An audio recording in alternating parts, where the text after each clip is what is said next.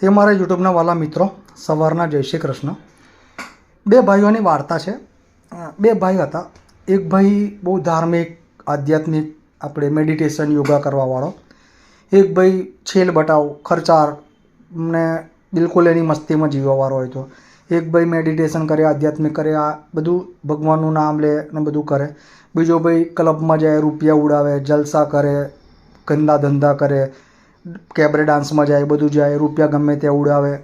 आ रीते बे जणानी जिंदगी चाल्या करती थी। मोटो भाई नाना भाई ने समझावे कि यार आवी जिंदगी जीवे छे तने तकलीफ पड़शे, सारी जिंदगी जीव। एनो भाई के तमे जिंदगी जीवो छो, तमे दुखी छो, हूँ आटली बधी मस्ती मौज मस्ती करूँ छुं, एक ज वार लाइफ मळी छे एन्जॉय करी लेवानी। एनो भाई आवा जवाब आपे। मोटो भाई नाना भाई ने कंई समझावतो नथी होतो। नानो भाई एनी मस्ती में जीवतो होय छे।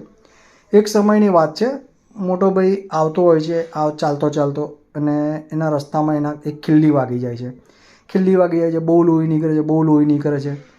બેઠો હોય છે એક બની જગ્યાએ, પછી વિચાર આવે છે કે હવે ઘરે જવું છે ને ચલાતું નથી, એટલે શું કરે છે, જે રૂટીનના રસ્તે જતો હોય છે એના જગ્યાએ એક શોર્ટકટ કરીને ઘરે પહોંચે છે અને પગે પાટો બાંધીને બેઠો હોય, લોહી બે હોય તો એટલામાં નાનો ભાઈ આવે છે, બહુ ખુશ હોય છે, બહુ મોજ મસ્તીમાં હોય છે, બહુ મજાક કરતો હોય છે। એના ભાઈને બેઠો કેમ શું થયું કહે છે કે જો ને આ ચાલતો હતો ને પગમાં મને ખીલ્લી વાગે છે, મને પાણી પીવડાવીને દવાખાને લઈ જા। તો નાનો ભાઈ કે જોયું ને તો કે તું કેમ ખુશ છે? તો કે મને આજે હીરાનો હાર મળ્યો કે છે। એવું? તો કે હા।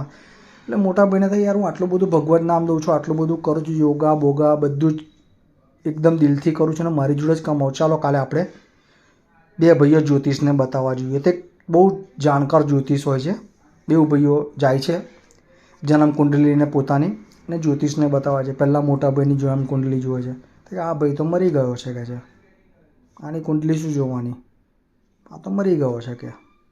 બીજા ભાઈની કુંડલી જુએ છે તો કે આ તો બહુ મોટો કરોડપતિ છે, શેઠ છે કે છે, આને તો મારે પહેલાં જ મળવું જોઈએ।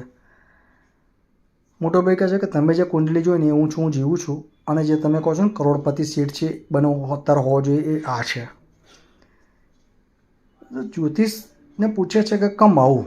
તો જ્યોતિષ એવું કહે છે કર્મના સિદ્ધાંત, તમે જે કર્મ કરતા હતા, તમને જે ખિલ્લી વાગી, જો એ ખિલ્લી ના વાગી હોત ને તમે એ રૂટીનમાં ગયા હોત તો કાલે એક્સિડન્ટ થતો ને તમે મરી ગયા હોત।